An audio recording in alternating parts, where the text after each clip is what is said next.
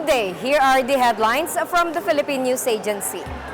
The National Capital Region Police Office is on alert as transport groups stage another 3-day transport strike beginning today in protest against the government's PUV modernization program. 90 vehicles have been deployed to assist commuters who will be affected by the transport strike, according to NCRPO Chief Information Officer Lieutenant Colonel Eunice Salas. NCRPO Director Major General Jose Milencio Nartates Jr. said almost 8,000 cops will be on the streets to ensure public safety.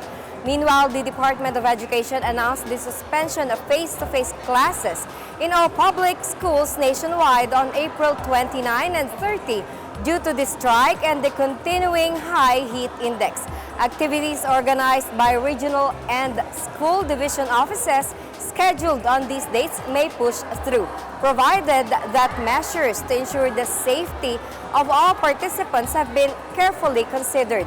Transport groups launched their 3-day strike to coincide with the deadline for the consolidation of jeepney franchises on April 30. President Ferdinand R. Marcos Jr. earlier said the April 30 deadline would no longer be extended.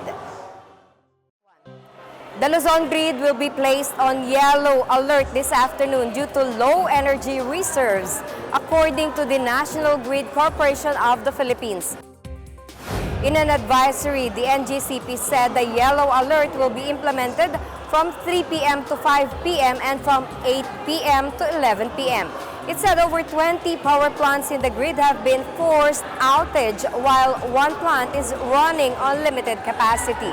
The Luzon Grid has an available capacity of 14,902 megawatts, while its peak demand is at 13,823 megawatts.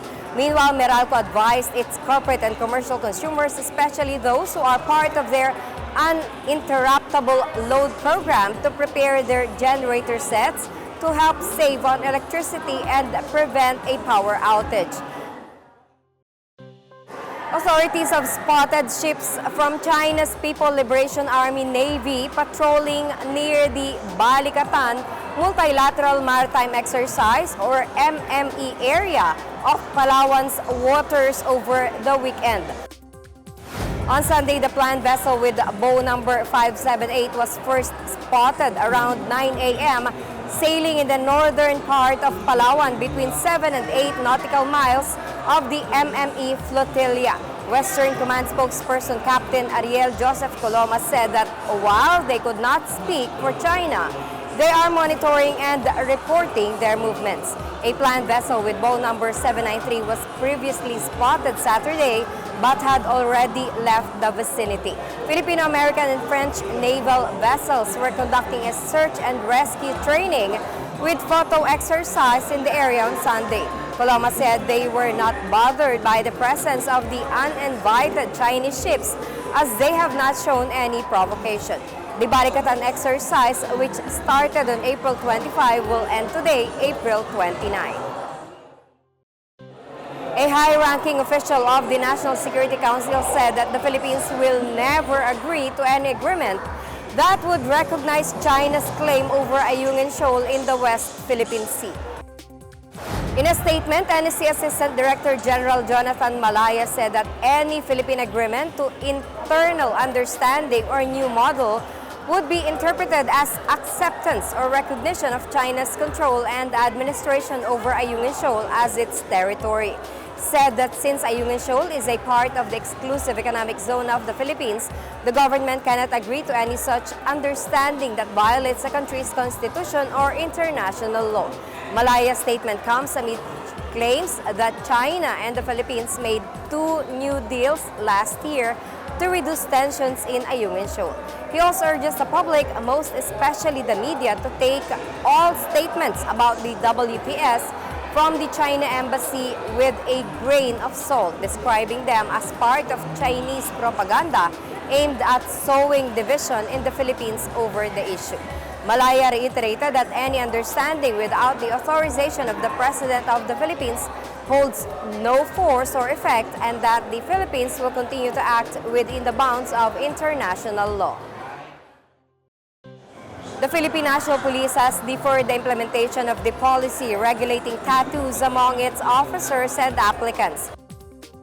According to PNP spokesperson Colonel Jean Fajardo, PNP Chief General Romel Francisco Marbil has ordered the Directorate for Personnel and Records Management to review Memorandum Circular 2024-023, which mandates both uniformed and non-uniformed personnel to remove their visible tattoos.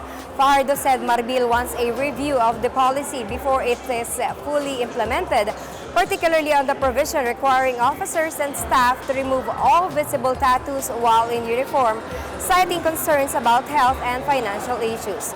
Fajardo reiterated that officers with existing tattoos are required to submit an affidavit declaring their non-visible markings except for aesthetic tattoos such as eyebrows, eyeliners, or lips. During a press conference on Saturday, Fajardo explained that the policy on visible tattoos is not discriminatory but rather a regulation to be complied by members of the police force. She said that while the PNP respects public opinion regulating police officers from displaying visible unauthorized tattoos has been in place since the creation of the PNP. This as Manila 3rd District Representative Joel Chua earlier slammed the order as unconstitutional, saying tattoos are artistic expression and protected by the right to free expression. And that's the latest and the biggest stories on the Pna Headlines. For more news updates, please visit our website, pna.gov.ph, or our Facebook and X account, the Philippine News Agency. The Pna Headlines is also streamed via the Servicio Facebook page. You may also watch the Pna Headlines through the Philippine News Agency's YouTube account, via the News and Information Bureau website, nib.gov.ph under PNA News, or on the Facebook page of the Presidential Communications Office, or PCO. Reporting here from the University of Makati for the Presidential Communications Office Community Caravan, this is Marita Muaje, and this is the PNA Headlines, bringing stories that unite the nation.